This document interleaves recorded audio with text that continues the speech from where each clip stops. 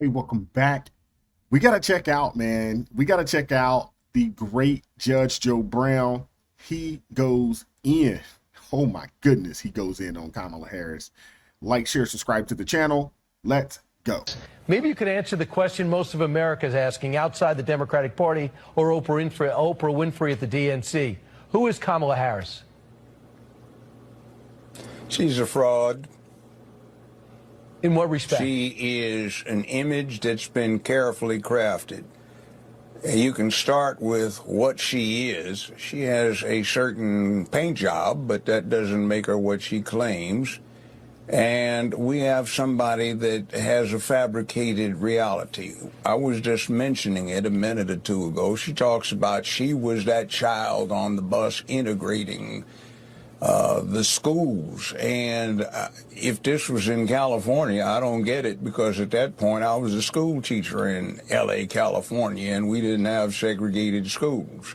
When she got in kindergarten, first, I was a playground director with the city school system. We didn't have segregated schools in the entirety of California. Both of my parents were school teachers. What they did is they shuffled the teachers around, but Right. you went to school in your neighborhood. So I don't know where that study came in. So, Smoking dope in the dorm rooms, listening to Tupac. He was 11 years old when she was in the dorms, and when he cut his first single or release, he was 21, and she was a prosecutor in Alameda County, California. So that was the story she where do told. we go with somebody that will tell those things? Yes. And she, Everything about this lady is a lie. She is straight counterfeit.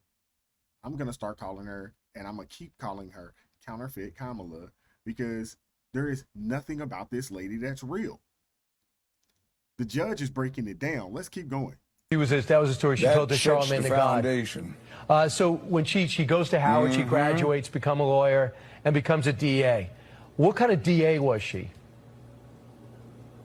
She was run-of-the-mill. She got some advantages when it came to running. She had a boss that she clashed with in the end to run against him after she disappeared for a couple of years. Nobody quite knows when. So what happens between 1998 and 2004? What is she up to? How does she finance the run? Well, she's with Willie Brown, the mayor of San Francisco, who had been head of the Democratic Party caucus in Sacramento. And he got her a job when she was in her 20s, where she was supposed to nominally be working 15 hours a week, but actually it amounted to 1 or 2 appearances a month.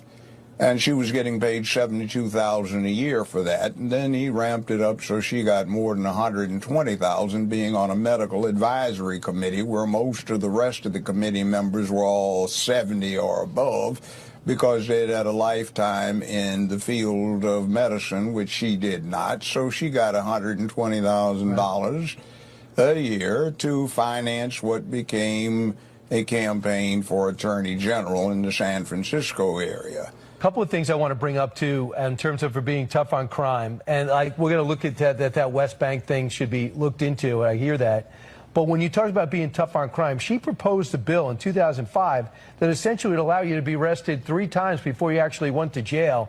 The police chief at that time pushed back on it and says, "I can't buy." Heather Fong served as police chief until 2009. Says proposal is ridiculous. So when she says she was tough on crime, tough on the border, it doesn't seem in many respects her record reflects that. Is that the, what did you find, Judge? That's like her being bused to school and her smoking dope in the dorm listening to Tupac. It's the fabrication. You put your finger up in there and see which way the wind's blowing, and that's what you try to do. Actually, her prosecutorial experience was an unmitigated disaster. I just interviewed a woman that was inappropriately caught up in that truancy thing for adults a 9-year-old girl was caused to have a stroke, became paralyzed, and at 22 is still not fully recovered. So, Judge, just tell everyone, because we're out of 8 time. years. Just real quick, what everyone said, it was, for example, if you cut school, they were actually pressing charges on parents. That was her idea to stop truancy. Yes, that was her idea.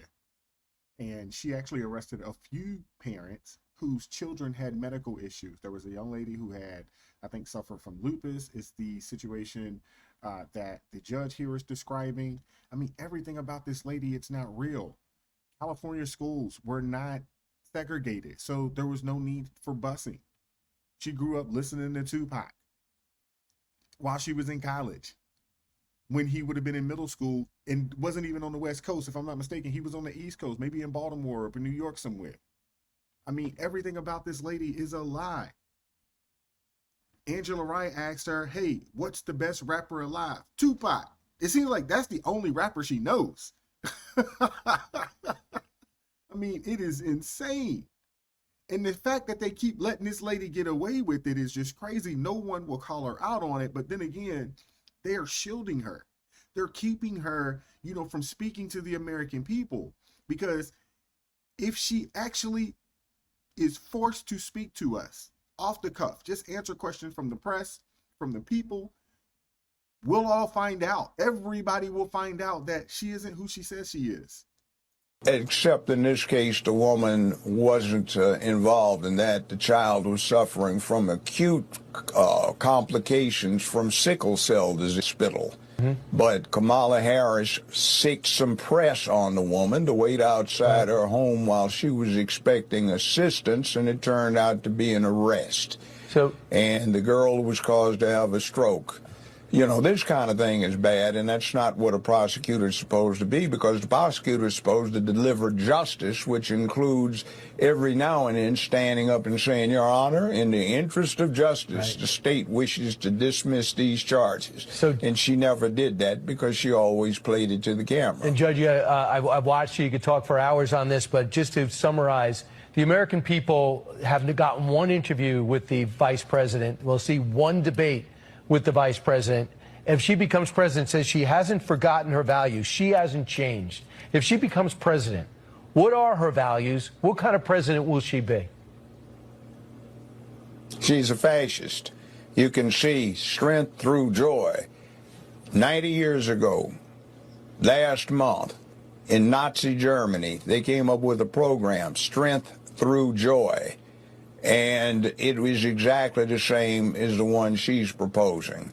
90 years ago, same year, they came up with a bureau to suppress misinformation. Waltz and Harris have been pushing that. 90 years ago, 19... Goodness gracious, man. That strength through joy thing, I mean, I think I talked about this in one of the videos last week. You know, that's, you know, Nazi propaganda from back in the day. I mean, if the shoe fits, man, they got to wear it. If the shoe fits, they got to wear it. There is nothing real about this lady. And the fact that she's done one interview, there's going to be one debate, and that's it. The American people will be cut off from this lady. Outside of whatever, you know, other put together campaign stops where they're bussing people in and paying people to come to her campaigns and, you know, go to whatever campaign stops that she has, you know, lined up. This is the most, or the least transparent candidacy that I've ever seen. Somebody in the comment section, have y'all seen a presidential campaign that is less transparent than this one that we're seeing right now? They told us that this lady was strong, that she's capable of leading, you know, she's articulate, you know, all of these things. Why won't they show us? Why won't she show us? Why is she hiding behind her campaign manager? Why? Why won't she get out there and speak to the American people? This is flat out ridiculous. It's disgusting. Honestly, it should be infuriating. And honestly, it should be scary. Folks should be scared that a person like this is this close to becoming commander-in-chief when we got so much mayhem happening across the country. So much mayhem happening across the world. We're on the verge of World War III. This can't possibly be the person that's going to be at the helm during World War III. Like, come on. This is ridiculous, man. All you mothers out there that have children that could potentially be drafted, is this the person that you want as the commander-in-chief when they come to knock on your door to take your son? When they come to knock on your door to take your son to the service to go fight in a war somewhere that we don't really have anything to do with, is this the person that you want leading? Goodness gracious, man. Let me know what you guys think in the comment section. Like, share, subscribe to the channel. Drop me a comment. I'm looking forward to hearing from you guys. Consider joining the ARP family. I appreciate each person that has joined the ARP family thus far. God bless you all. Keep God first in your life. Stay prayed up. And I'm going to catch up with you all next time. Peace.